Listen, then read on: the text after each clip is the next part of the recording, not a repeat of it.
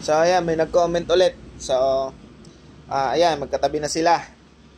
So, sabi niya, Boss, alin ang mas malaki tingnan, CBR or yung Kawasaki? So, ito nga pala yung Ninja natin. Kawasaki Ninja 250. Ayan. Manipis yung harapan niya. Hindi kamukha dito CBR, mas malapad ng konti. Pero konting-konti lang.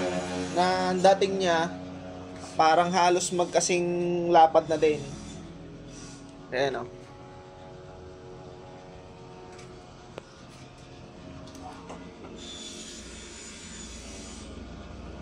Malapad pa rin pala tong ng konti. Malapad ang tangke. Tail section naman. Yan, sa tail.